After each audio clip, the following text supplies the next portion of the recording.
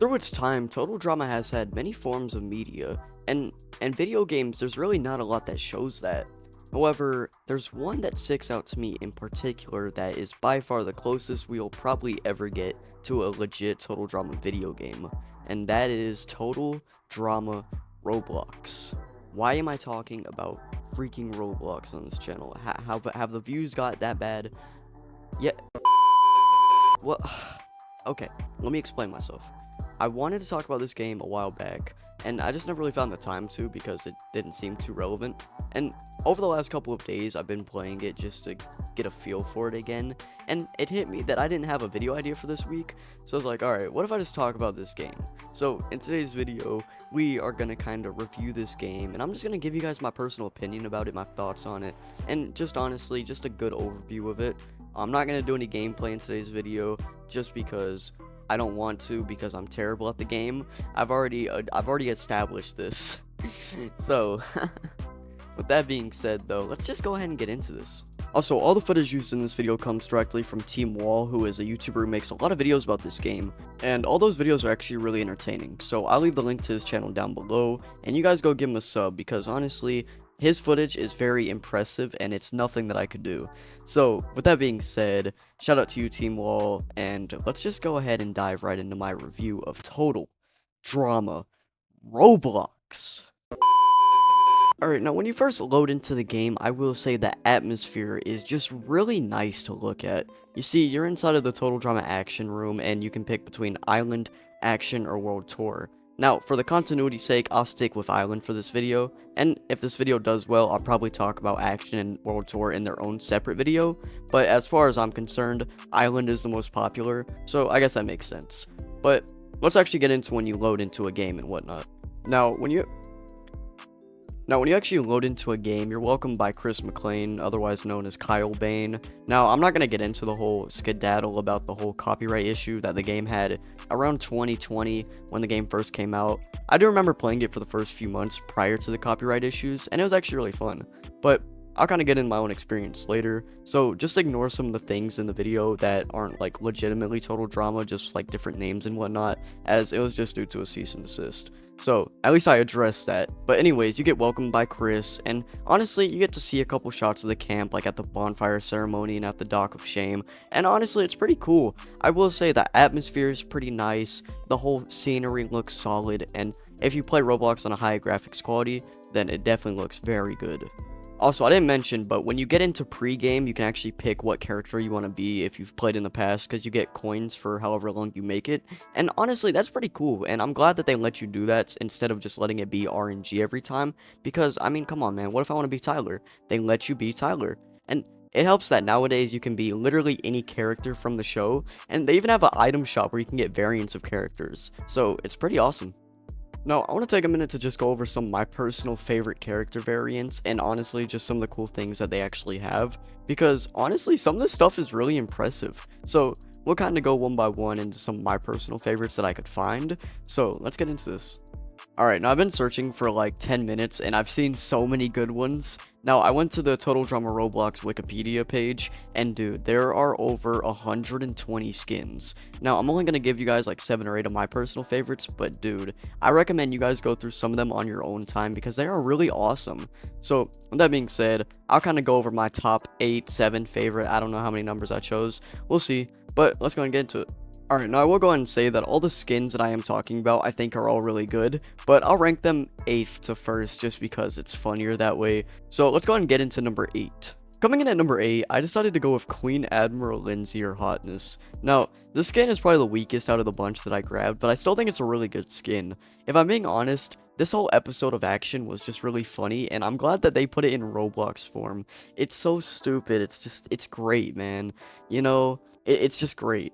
Alright, now coming in at number 7, we have the best Canadian superhero of all time. Who else but Captain Alberta? Now, let me just go ahead and say, this is one of my favorite Action episodes, and honestly, all the variants in Action that we got in this game are just great, but to me, this one really speaks out to me. Captain Alberta was one of the funniest parts in Action. I just love the whole superhero episode, and I'm so glad that it's in this game. If I catch this thing in the item shop, I'm definitely going to make a purchase. Coming in at number 6, we have Prosthetic Leg Z. Okay, the main thing I want to talk about on this skin is the fact that his leg is literally just crooked. It's tilted, it's not even, it doesn't make sense, and it's beautiful. And it's just so awesome, man. This is probably one of the most simplistic skins on the list, though, and because of that, I'm going to put it here at number 6. Coming in at number 5, I decided to go with Squirrel Wayne. Honestly, this is a really funny skin as it recreates Wayne during Season 2's finale, which he did win. I will say, this skin is really hilarious. It's by far one of the it's very creative, and I do like how they transformed him into Roblox form. It looks good, and it probably plays good. So because of that, I'm putting Wayne's Squirrel skin here at number 5. Coming in at number 4, I decided to go with Tyler's Greek skin. Now, obviously, this is a very iconic skin, and a very iconic moment in Total Drama's history, as it was when Tyler revealed the secret that Gwen and Duncan kissed or whatever. But the skin itself also just looks really good. The cape and the wings goes overly hard, and if I'm being honest, this is just such a personal favorite skin because I love Tyler. So, I will say, the creators of this game really nailed this skin down, man. It's awesome, and I will buy it one day. Coming in at number 3, I decided to go with Geisha Owen. Now, everyone who's seen Total Drama Action knows that Geisha Owen was a really stupid plot, and it doesn't really make sense, but honestly, Owen looking like a geisha was very well worth it in my opinion. It's so funny and it's so ridiculous, and to see it in Roblox is absolutely hilarious, man. They nailed the outfit, you got the little sandals on, and Owen just looks absolutely stunning, man. And because of that, I gotta put Owen here. Geisha Owen here at number 3. Coming in at number 2, we have Bear Izzy. Okay, I should probably address it. This skin looks so stupid. It's just beautiful to look at, honestly. It's visually appealing. It's just so stupidly hilarious, and I love it for that reason, man. Because skins that are stupidly looking but are funny are just awesome. And I've actually ran into a couple of Bear Izzies. Now, while this skin definitely isn't the best in terms of appearance, I still think that it's hilarious, and honestly, every time I run into it in the lobbies, I get confused, but I just laugh at it because it's so funny, man.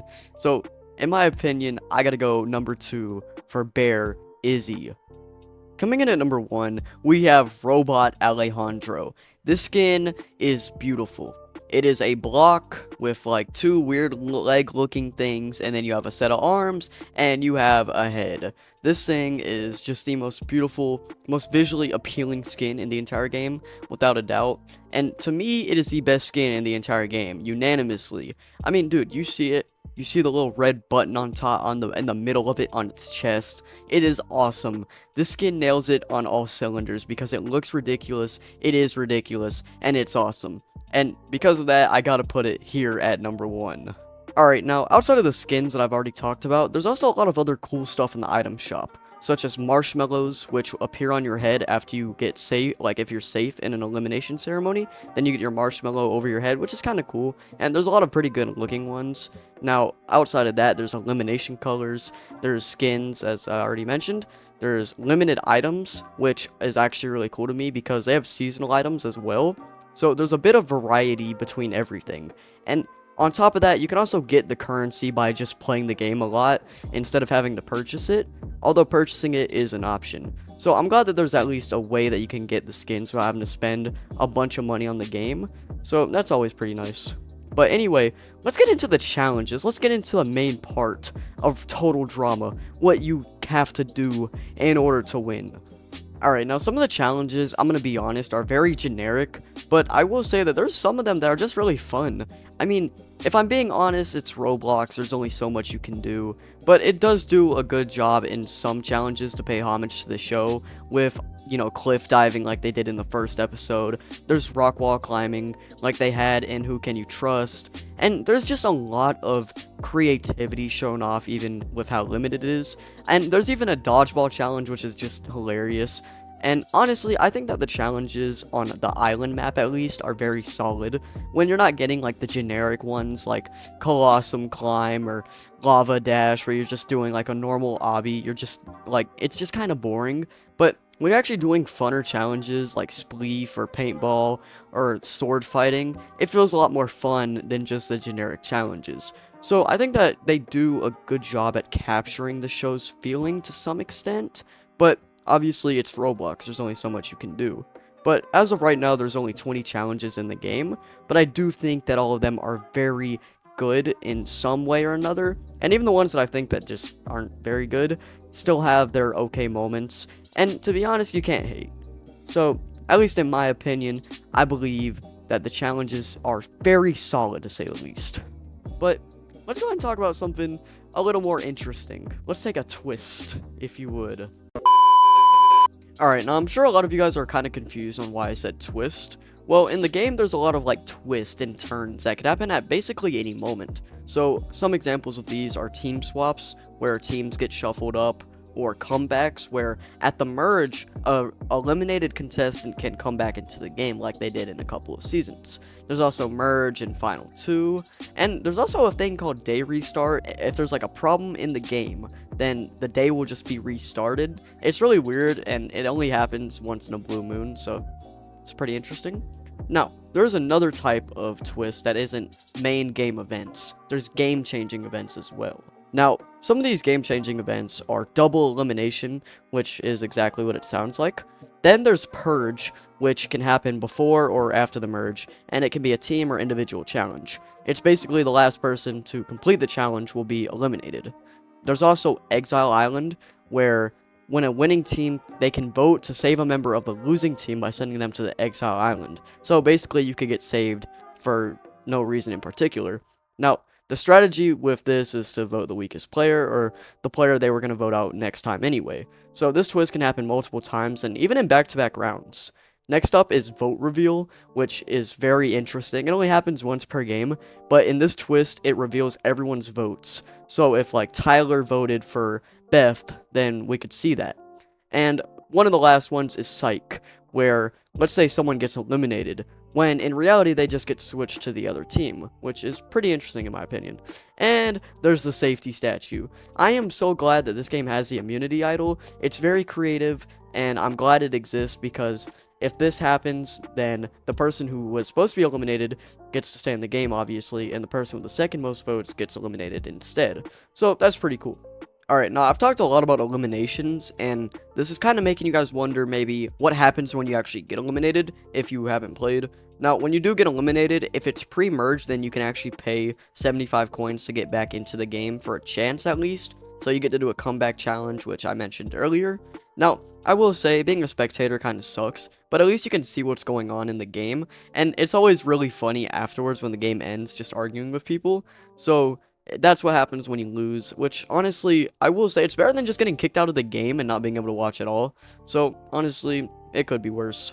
Alright, now, I feel like I've pretty much gone over the entire game, so I'll kind of give you guys some personal experiences I've had with it, and what to expect when playing, obviously.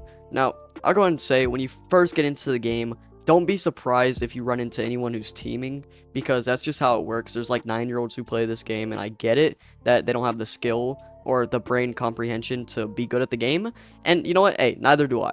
But it is really frustrating sometimes when people team, especially when you've been winning immunity and you lose it for the first time, and you just get voted out right then and there. It's just really frustrating. And now, outside of that, though, I will say, it's really not too difficult to find people who are nice. You just gotta find the right audience. I will say, though, you're gonna run into toxic people, you're gonna run into annoying people, you're gonna run into AFK people. So, just know that there's not really a good balance between what you're going to run into, because it's just going to be a lot of toxic people. But if you can always just get people to work with you, then it can be fun. And especially if you get competent teammates, or you get, you know, friends going into the merge, and you're not like legitimately teaming in a way where it's like you're protecting each other from the start. Like, that's the big issue with the game. It's just teaming in general. Because in Total Drama, when you have alliances, they make sense. And they make sense in this game. But when you are blatantly doing it, you're being obvious about it. Me and my friend are teaming and so, we're gonna vote out so, and it's just really, frustrating. Alright, now personal issues aside with the game, I will say, from my previous experiences of playing this game, I think it's fun. It can buy you time if you're bored and you just want to play this. That's like 35 to like an hour of time down the drain just to play this game. While it is time consuming, it's also good at killing time, so if you want to look at it like that, you can. I think that the game has good vibes. It captures the total drama feeling to some extent. Now, obviously, it does need some work, but it's a Roblox game. I mean, what can you expect? I don't think we'll ever get a game quite like a legit total drama game like this one.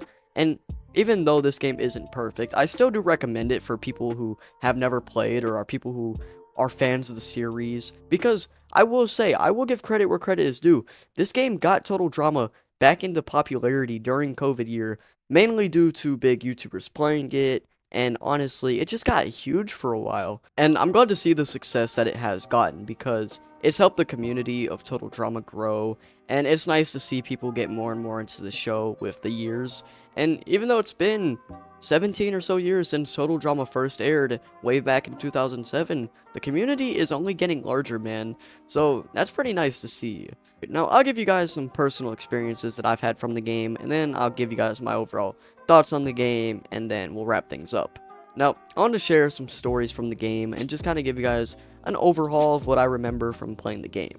Now, I remember playing not too long ago, this is probably like sometime this week, where we had a great match. I was Harold, I think, or someone, I don't know who I was, I'm gonna be honest. But I remember there was a Blanley who was just dominating the competition. Every single challenge in the merge, she kept winning, and I was so frustrated because I didn't understand how someone could be so good at the game. Because what I'm very impressed with at the game is that the challenges aren't necessarily hard, but what is impressive is how good people are at the challenges. They'll clear through it in like 10 seconds, and I'm like, how does one do this? Like, it's like they're speedrunning or something. It's so impressive. So, I remember the match ended in the final two. It was a Bridget versus the Blanley in a voting finale, and obviously the Blanley lost because people don't like dominance in this game. Come on, it's Roblox. But it reminded me just how good people have gotten and how old this game is. I mean, it's basically been about 4 years since the game released back in 2020 or whatever, and to see how good people have gotten at the game doesn't really surprise me, but it's just so impressive to look at. So that was pretty nice when I came back to the game, like, last week.